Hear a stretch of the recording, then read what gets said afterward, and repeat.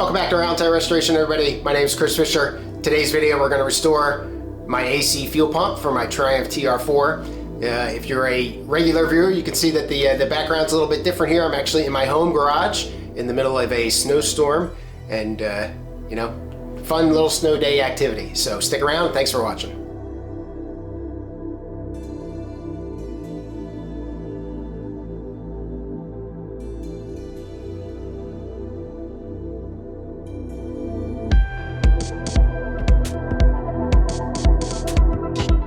So what you can see here is I have an original AC fuel pump. Now this is not original to the car. I was able to pick this up off a gentleman on my favorite forum. It a little worse for wear. You can see that this is the mechanical plunger actuator here. There's a little handle, same type of deal on the Spitfire. That's all beat up, so that's going to have to come off and get rebent. The spring is all messed up. But everything else looks to be in halfway decent shape. I do have a rebuild kit for this, so we're going to go ahead, get it taken apart, get it rebuilt, and hopefully get it looking just like new, and be ready to go on to the TR4 when the time comes. Now the rebuild kit that I picked up for this is from the Roadster factory, part number RFK1400, and this is for the original AC fuel pump. They do make aftermarket fuel pumps. The car came with two of them actually. And I don't know, made in Canada is what they say. The quality is supposed to be okay on them. I think they're not cheap. They run $170, $180, I think, if you were to go to purchase one. But of course, and because, you know, the kind of originality guy that I am, I wanted to see if I could find an original AC fuel pump, which it appears that I have here, obviously. So we're going to go ahead and use the rebuild kit on that to get this guy rebuilt. All right, so essentially how this works, the fuel pump bolts to the side of the engine block. There is an eccentric circle on the cam, and as the cam rotates, this hits this lever here and causes this to actuate. And inside the fuel pump here, actually in between here, there's a diaphragm, just a little rubber diaphragm. I'll show you that in the rebuild kit when I get to that point. And that is essentially, it's a positive displacement diaphragm pump. And as that diaphragm moves up and down, it sucks air from the gas, sucks gas from the gas tank, pushes it through the pump. There's some check valves in there, which we'll also replace, and then puts it out into the float bowl here. And then from the, sucks it in from the float bowl, which also has a little screen gauze on it, a little brass gauze on it. So it filters it a little bit, sucks it in, and then pumps it out to the carburetor. So we're going to go ahead, start taking it apart and see what it looks like. Alright, first thing we'll take off is a little glass bowl here. There's just a thumb screw down here which loosens it up. Loosen that all the way up, and then you roll this away, and then this glass bowl here should come off, and it did. Obviously there's all sorts of nastiness in there. And then up at the top here is a little rubber seal, which is all hard and brittle, so that'll be getting replaced. That is in the rebuild kit. And then that gauze that I was talking about, this is pretty fragile, so let me grab something here to take that off with. All right, a little tweaker here. All right, so there's that. This is I don't believe you can get these. This would be something that you'd have to try to make. So I'm trying to keep extra special care of that guy. There's some residue and stuff in here, but it doesn't look like, looks like just gasoline stuff, not actual corrosion per se, no rust. All right, so there's that. Now we'll go in, now that we got that taken apart, take this guy off. That just kind of slides in there, goes inside those little clips there. It's a little sprung. So now there's that whole bowl, and now we've got 6 screws across the top here. We'll take those 6 screws off, and then that'll break the pump in half essentially, and then we'll be able to see the check valves and the diaphragm. Now these the bodies are aluminum here, so you don't want to use anything really aggressive.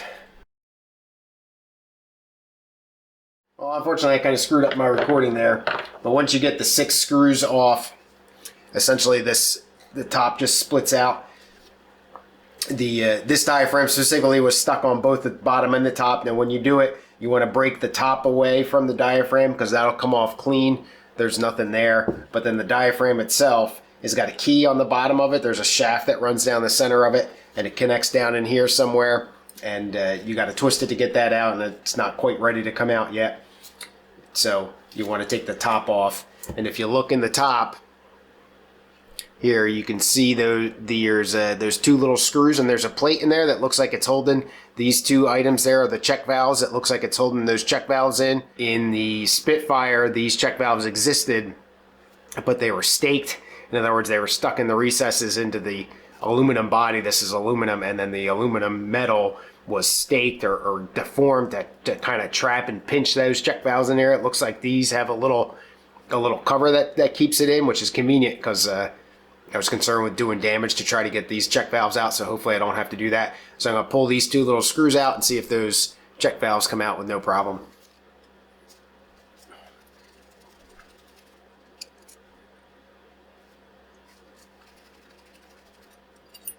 Alright, that little guy came out, and you probably really wouldn't be able to see this on camera very well, and I'm not going to be able to get that close, but it's sprung, it looks like, a little bit. So as it goes down and pinches, it springs on them, and those check valves look like they're just going to pop right out. Yep.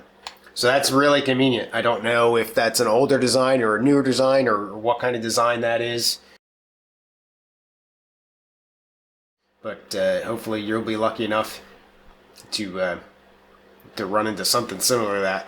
So now you can see those check valves are definitely oriented in a certain way, where the knob sticks out of the one closest to the float bowl and it's flipped upside down on the other one. The check valves are identical. They're just one goes one way and one goes the other way. The rebuild kit does come with the check valves, so I'll go ahead and I'll just pull those out. There's also a little gasket under there. This looks like a figure 8 gasket. Whoops. A little figure 8 gasket there, you can kind of see it. And obviously that's all nasty and gone. And the rebuild kit does not come with a figure 8 gasket. It comes with individual gaskets, but I don't think that's going to be a problem. Check valves are probably okay. They'll probably work. I'll go ahead and clean them. They're all varnished. So now that's it for the top. The top is stripped, and some nastiness in here in this recess. But that's it. So now this piece right here is the top, and that's ready to go get cleaned. Now we'll look at the other side here. A couple things to get out. One, I need to get this arm out, and I believe that is I got to figure out how that's held in. I can't remember if it's a circlip or not. And then this the lever here needs to come out, and I'm not sure how that's held in. I got to get the spring out of here. So that's going to take a little bit of concentration to figure out how the other stuff is in, and I got to get the diaphragm out.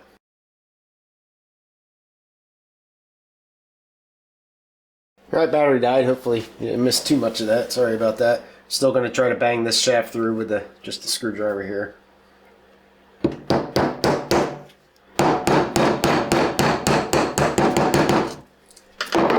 I don't really want to grab this shaft with a pair of pliers because I'm afraid I'll mar it. I don't want to do that. Alright, so I was able to bang that shaft out, and when you bang that shaft out, you get the actuating lever here.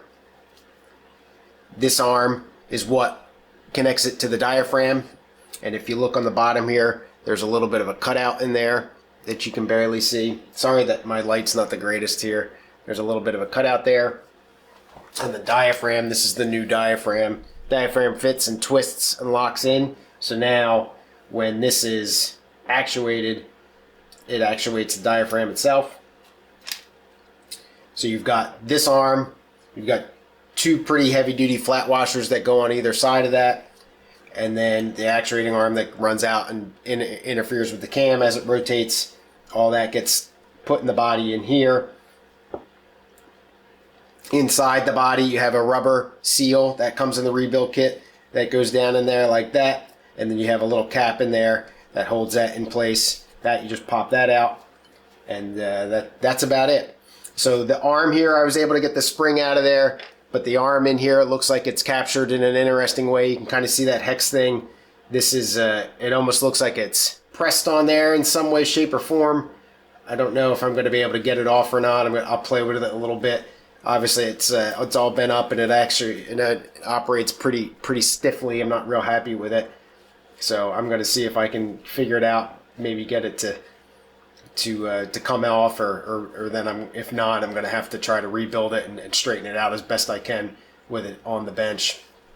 But everything is stripped down, and what I'm going to do now is I've got my ultrasonic sink, and I've got some vats here of purple power and water, and I'm going to soak everything in the purple power and water. The ultrasonic sink's got a heater on it, so it can heat the water that's in there. I'm going to bring that up to about 90 degrees or so, and let that soak for about 30 minutes, and then I'll hit it with the sound waves for about another 30 minutes, and we'll see what it looks like when it comes all out. And yeah, so that's what's next. Again, I'll play with this arm for a little bit. If I figure it out, I'll show you. If not, I'm just going to leave it there and worry about it later.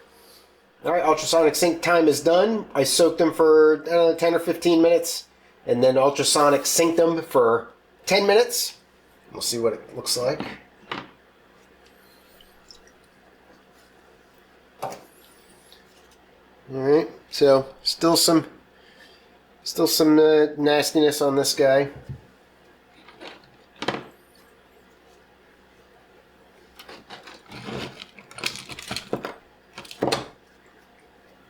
Spring came out pretty clean. That's kind of hard to see though. All right, pretty good. The last bolt came out almost perfect. Still some heavy stuff down in there, but that looks really good. All right, and all the screws and valves. All right, the valves were gummed up, and now they're working just fine. All right, so all in all, I'm happy with the way everything came out. Some stuff still needs some work. Like I said, you can see there's still some crud on here, but I'm sure of that with a little bit more soaking and some agitation like I'm doing now with a brass brush.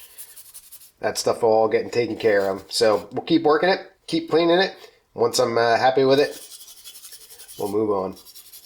All right, so we went another 30-minute soak or so, followed by another 10-minute round in the ultrasonic sink. Looks like it took care of most of the rest of this here. There's still some stuff on here, as you would expect. It's not going to be perfect. Still got a little bit of the stuff on the glass. That should come out.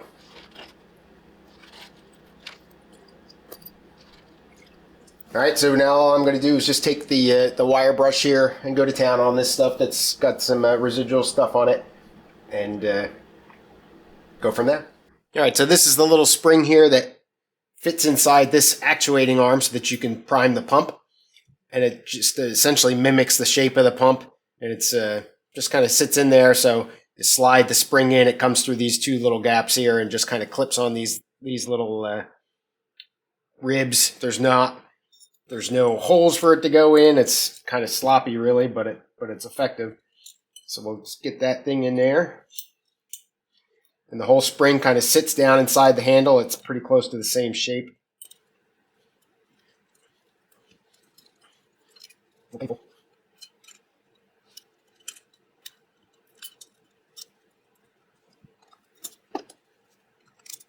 Alright, so the spring just kind of sits down inside the handle. And these two ends just clip around, go into there. I know my lighting is still horrible. And that's it. That's how it works. So that's good. So now we're going to go ahead. I'll put the linkage in here and show you how that connects up, and then I'll actuate that arm and show you what it does to the rubber diaphragm. But we'll go ahead and we'll start getting this thing reassembled.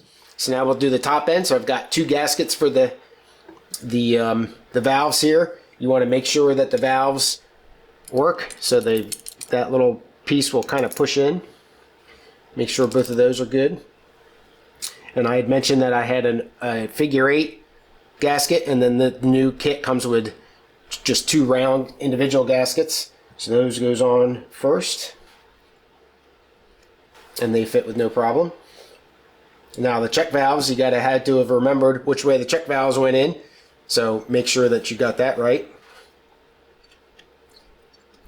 All right, and that's the way that those work. The next step is to put the actuating arm in with the lever, and that's a little bit painful. You got the pin here that you pressed out, so you got to stack that all up. There's a flat washer, and then the lever that actuates the diaphragm, then the lever that communicates with the camshaft, another flat washer, and then all the way through on the pin, and you got a circlip either side of the pin. So you probably can't see it, but as I actuate from the camshaft, it pulls that little lever down. That lever's attached to the diaphragm. I'll show you real quick here. That lever's attached to the diaphragm, and you can see how that pulls that down. When you actuate the priming lever, it does the same thing. All right. So there's a little rubber seal that goes in here. A new one of those comes with the kit. You got to save the metal cap. This seal only goes in one way. You see how that you got like a dome in there. The dome goes facing out. I also lubricated the rubber a little bit with a little 3-in-1 because you've got to fit the portion of the shaft of the diaphragm through that, and obviously the size is different there, and this is a little bit grooved and everything. You don't want to cut that. So this fits. I just found it easier to put the rubber seal inside the little metal cap and then push that through, and that fits in there pretty tight. All right, a little trick to take a socket and tap that guy home. You don't need to pound on it too much. All right, it doesn't recesses in there just a little bit. You want to put the diaphragm in with it facing like that, and then you're going to push it down, intercept that lever arm down there, and turn it 90 degrees so it locks in.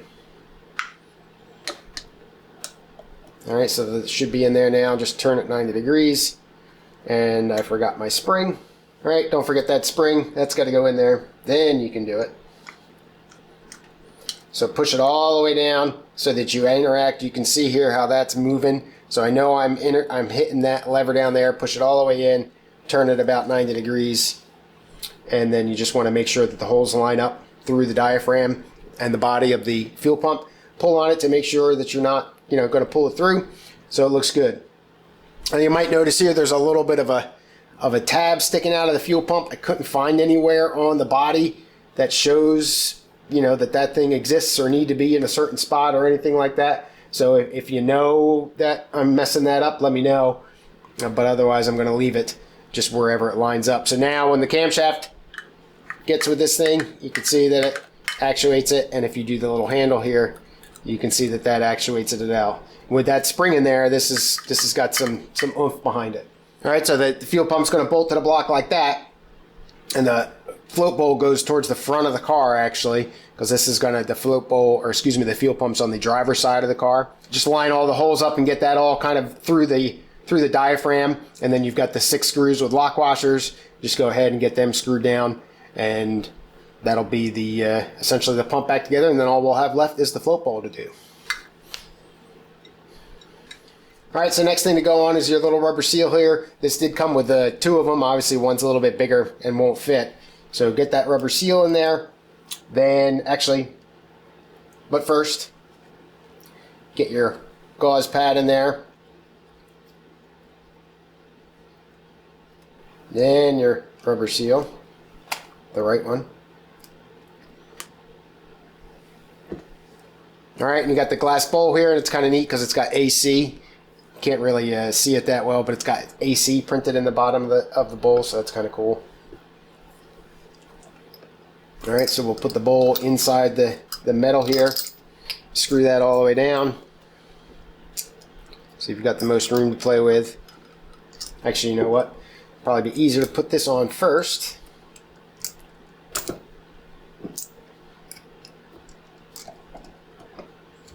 Yep, put that on.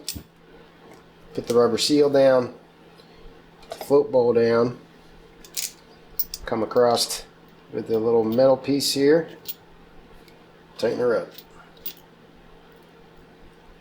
Alright, then only needs to be as tight, obviously, as enough to stop leaks. Now this thing only runs like 3 pounds, I think, so you're not going to have too many problems with leaks. But there you go. So that definitely is going to work now. You can hear it. Everything looks like it's properly assembled. And still not real crazy about this spring down here, but what are you going to do when it was that beat up? But now this fuel pump is now ready to operate. Original AC fuel pump rebuilt, ready to go on the car when the time comes. Thanks for watching.